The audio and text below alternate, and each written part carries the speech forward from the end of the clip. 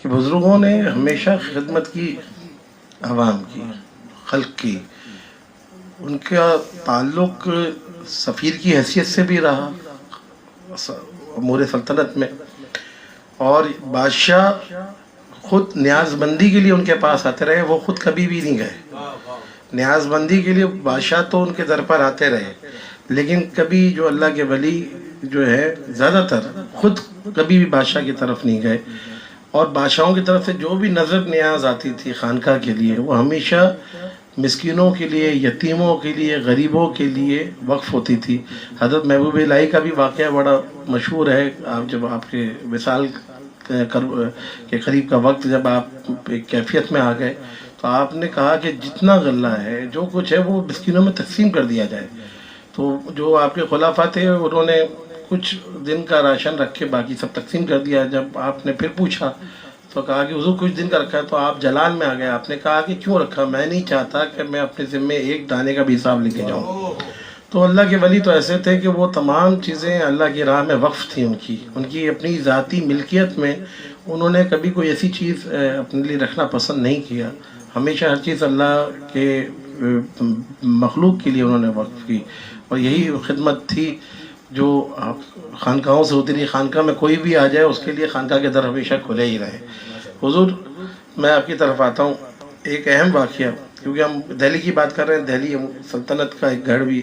جب شہرت بڑھتی ہے اور یقیناً اللہ کے ولی سے جہاں محبت کرنے والے لوگ ہوتے ہیں وہاں پر حسد کرنے والے لوگ بھی ہوتے ہیں، تو ان کے مخالف بھی ہوتے ہیں. کیونکہ ہم اکثر اچھی باتیں اور اچھے پہلو پہ گفتگو کر رہے ہوتے ہیں، لیکن میں چاہتا ہوں کہ یہاں پہ ان حاسدین کا بھی تھوڑا سا ذکر ہو، اور ان کے ساتھ ہوا کیا اس کا بھی ذکر ہو. تو حضرت قطب الدین بختیار کاکی کا ایک بڑا معروف واقعہ ہے کہ آپ سے حسد کرنے والے شخص نے آپ کے ساتھ جو واقعہ کیا، اور اس پہ تھوڑی سی آپ روشنی ڈال دیں، تاکہ ایک تو حضرت قطب الدین بختیار کاکی کا مقام بھی واضح ہو، اور جو اللہ کے ولیوں سے بغض رکھتے ہیں ان کا انجام کیا اس کا بھی حال آیا ہو. تو اگر آپ اس پہ روشنی ڈالیں. حضور غریب نواز رحمۃ اللہ تعالیٰ علیہ، آپ نے حضرت خواجہ قطب الدین بختیار کاکی کو جن مراحل سے گزارا کہ وہ اتنے پختہ ہو جائیں کہ جو تعلیمات نبوت ہیں اور تبلیغ نبوت ہے وہ عزم ان کے اندر آ سکے. اور یہ ویسے بھی حضرت غریب نواز کا فرمان ہے کہ تبلیغ دین کے لیے عزم انبیاء کا رکھنا ہوتا ہے، ورنہ تبلیغ نہیں ہو سکتی دین کی. اولیاء میں انبیاء کا فیضان نظر آتا ہے. ایک ہمیں تاریخ نظر آتی ہے سیدنا عیسیٰ علیہ السلام کی، کہ جب حضرت مریم سلام اللہ علیہا کے ہاں آپ کے بیٹے کی ولادت ہوئی تو لوگوں نے اعتراض کیا کہ ابھی تو آپ باقرہ ہیں اور یہ آپ کے بیٹے کی ولادت ہو گئی.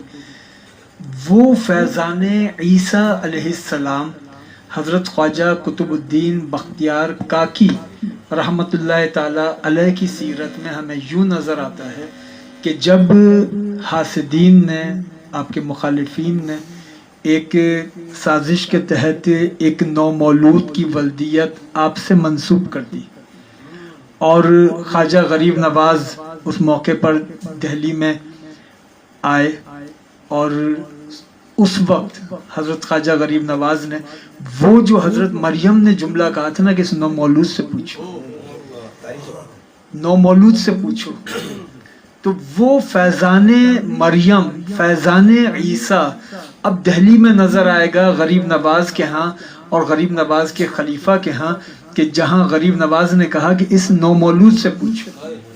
یہ نومولود خود بتائے گا، اور اس نومولود نے بتایا کہ میری ولدیت میرا والد کون ہے.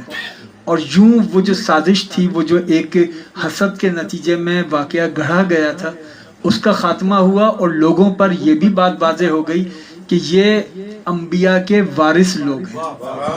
قطب الدین بختیار کاکی علیہ رحمہ کی شخصیت اتنی وسیع اور بڑی ہے، اور یہ بھی ایک ہماری المیہ ہے کہ ہم خواجہ معین الدین چشتی علیہ رحمہ کا عرس بھی کرتے ہیں اور بڑا ذکر بھی کرتے ہیں.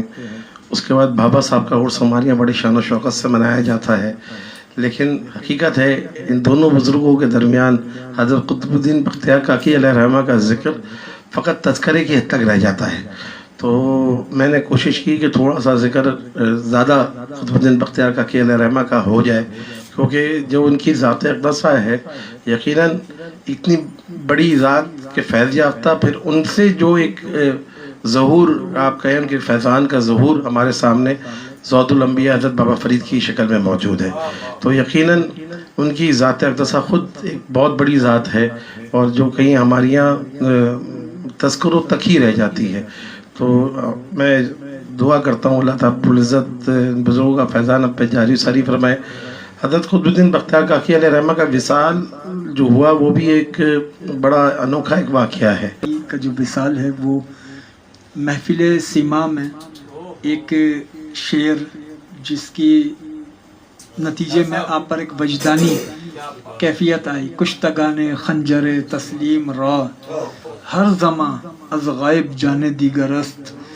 اور 3 دن آپ حالت حال میں رہے، اور 3 دن جو حالت حال تھی اس میں احکام شریعت منقطع نہیں ہوئے تھے. یہ ہے خاص بات کہ وقت نماز ادا ہوتی تھی اور کیفیت حال کی رہتی تھی. تو حال کی کیفیت میں بھی شریعت کا ایک اہتمام تھا. پھر دوسرے یہ کہ خواجہ قطب الدین بختیار کاکی نے اپنے وصال کے لیے جو وصیت فرمائی تھی نماز جنازہ پڑھانے والے کے لیے، کہ جس میں یہ 3 اوصاف پائے جائیں کہ اس نے کبھی نامحرم پر اس کی نظر نہ گئی، کبھی وصیت تھی کہ ایسا شخص نماز جنازہ پڑھائے نامحرم پہ کبھی نظر نہ گئی ہو. یہ نہیں کہا کہ وہ محتاط رہتا ہو، کبھی نظر گئی ہی نہ ہو نامحرم چہرے پر. دوسرے یہ کہ کبھی تہجد قضا نہ ہوئی ہو. اب فرائض تو بہت دور کی بات، تہجد وہ کبھی قضا نہ ہوئی ہو. اور تیسری شرط یہ کہ اہتمام نمازوں کا یوں ہو کہ سنت مؤکدہ تو دور کی بات، عصر کی غیر مؤکدہ بھی کبھی قضا نہ ہوئی. عصر کی غیر مؤکدہ سنتیں وہ بھی قضا نہ ہوئی. تو اب انتظار ہو رہا تھا کہ کون اس معیار پر پورا اترے گا.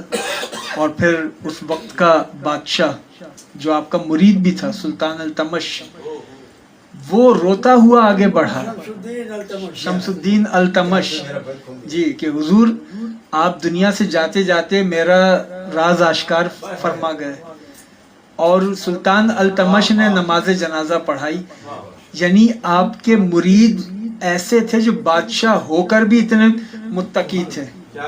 بس یہاں پر میں ایک جملہ وہ اشرفی صاحب کی وجہ سے خاص طور پہ نظر کر دوں کہ اشرفیہ سلسلے میں حضرت مخدوم اشرف جہانگیر سمنانی تارک السلطنت ہیں. آپ نے بادشاہت چھوڑی، کیوں؟ اس لیے کہ وہ سمجھتے تھے کہ یہ بادشاہت قرب خدا میں رکاوٹ بن رہی ہے، توجہ دنیا کی طرف جا رہی ہے. اور حضرت سلطان التمش وہ بادشاہ رہے اور پھر اتنے پاکیزہ رہے. تو دونوں اولیاء کے طریقے ہیں. مقصد ہے قرب الہی کا حصول.